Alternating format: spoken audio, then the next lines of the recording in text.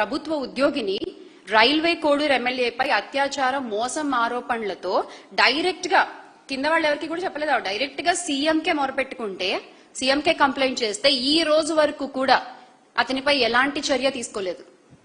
మీరు మాట్లాడతారు శాంతి భద్రతల గురించి.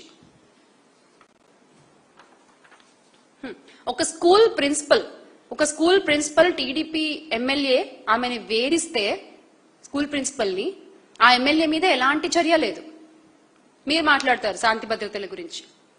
ఇక మంత్రి సంధ్యారాణి గారి పిఏ లైంగిక వేధింపులు ఆయనపై ఆరోపణలు వస్తే దాని మీద కూడా ఇప్పటి వరకు ఎలాంటి చర్య లేదు. మీరు శాంతి భద్రతల గురించి మాట్లాడతారు. గుంటూరు ఈస్ట్ ఎమ్మెల్యే మహిళలతో అసభ్య వీడియో కాల్స్ మాట్లాడినా ఎలాంటి చర్యలు ఉండవు.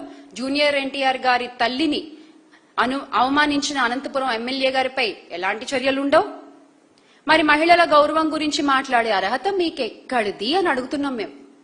మీకెక్కడిది అర్హత? స్త్రీ శక్తి అంటే సభలో చప్పట్లు కొట్టడం కాదు,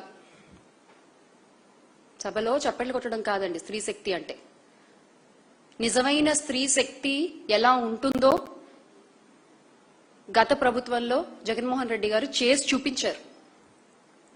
మీలాగా మాటలు చెప్పి ఆగిపోలేదు.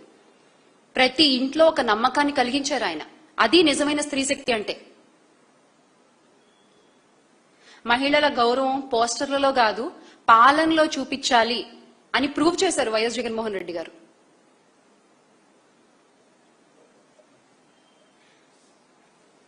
ఇక మీరు మహిళా సాధికారత గురించి మాట్లాడుతున్నారు కాబట్టి మరొక్కసారి మీకు గుర్తు చేసే ప్రయత్నం చేస్తాను నేను. మహిళా సాధికారత అంటే నిజంగా ఏంటో చేసి చూపించింది మహిళా పక్షపాతి అయిన శ్రీ వైఎస్ జగన్మోహన్ రెడ్డి గారి ప్రభుత్వం.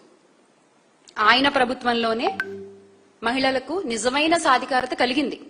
దేశంలో మరెవ్వరూ చేయని విధంగా మహిళలకి అధికారం, ఆర్థిక బలం, సామాజిక గౌరవం ఇచ్చారు. మహిళలకి డిప్యూటీ సీఎం పదవులు ఇచ్చారు, వరుసగా హోమ్ మినిస్టర్ పదవులు ఇచ్చారు, ఎమ్మెల్యేలుగా, అలాగే చిన్న చిన్న పదవులు, మున్సిపల్ చైర్మన్ పదవులు, జెడ్పీ చైర్మన్ పదవులు, ఇలా వీటిల్లో కూడా మహిళల్ని భాగస్వామ్యం చేసుకున్నారు ఆయన. కాంట్రాక్ట్ లో కూడా 50% వాటా ఇచ్చారు మహిళలకి. ఇలాంటి చరిత్ర ఎవరైనా సృష్టించారా? అసలు ఎవరికన్నా ఉందా? ఇన్ని సంవత్సరాల పార్టీ అని మీరు చెప్పుకుంటారు కదా, మీకుందా ఈ క్రెడిబిలిటీ, ఈ హిస్టరీ? వైసీపీ కండవ వేసుకొని మాట్లాడే ముందు ఒకసారి నాయకుడితో కంపారిజన్ చేసుకోవాలి కదా. మాట్లాడే ముందు చిరంజీవి గారు ఆడపిల్లలకి ఇచ్చేటువంటి గౌరవం ఎలాంటిది అంటే, ఎప్పుడో ఆయన మాదాపూర్ లో కొన్నటువంటి ఒక ల్యాండ్ ఇవాళ కోట్ల రూపాయల రేటు పెరిగింది అని చెప్పేసి ఆడపిల్లలకి ఇవ్వాల్సిన అవసరం లేకపోయినప్పటికీ కూడా నాతో పాటు నా ఆడబిడ్డలు కూడా సమానంగా ఆర్థికంగా బలంగా ఉండాలి, నా ఆడపిల్లలకు గౌరవం దక్కాలి అని చెప్పేసి ఆడపడుచులకి ఆయన కొన్నటువంటి భూమి రేట్లు పెరిగితే అందులో కూడా వాటాలు ఇచ్చినటువంటి గొప్ప మనసు, ఉదార స్వభావం ఉండి ఆడబిడ్డలను గౌరవించినటువంటి వ్యక్తి చిరంజీవి గారు. ఇక్కడ జగన్మోహన్ రెడ్డి షర్మిల విషయంలో వైఎస్ రాజశేఖర రెడ్డి గారు సంపాదించినటువంటి ఆస్తి, ప్రజల సొమ్మును మూటగట్టి ఆయన దోచిపెట్టి మూటగట్టి ఆడబెడితే ఆ మూటలో వాటా ఇవ్వకుండా నీకు పెళ్లైనప్పుడే కట్న కానుకలు ఇచ్చి పంపించేశాము, నీకు ఈ ఆస్తికి సంబంధం లేదు అని చెప్పేసి తెగదెంపులు చేసేసి ఇవాటికి కూడా ఆవిడ మీద కోర్టుల్లో కేసులు వేసి ఆవిడని ఇబ్బంది పెడుతున్నటువంటి వ్యక్తి జగన్మోహన్ రెడ్డి.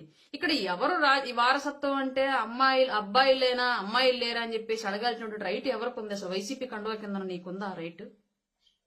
రెండోది, ఆడపిల్లలు ఇంటి నిండా ఆయన చెల్లెళ్ళ పిల్లలు, ఆయన ఆడపిల్లలు, ఆయన ఆడపిల్లల పిల్లలు, ఆయన తమ్ముడు పిల్లలు అందరినీ ఇంట్లో పెట్టుకొని గౌరవంగా జాగ్రత్తగా ప్రేమగా చూసుకునేటువంటి వసుదయ్యక్క కుటుంబం లాంటి కుటుంబానికి పెద్దగా ఉన్నటువంటి వ్యక్తి చిరంజీవి గారు.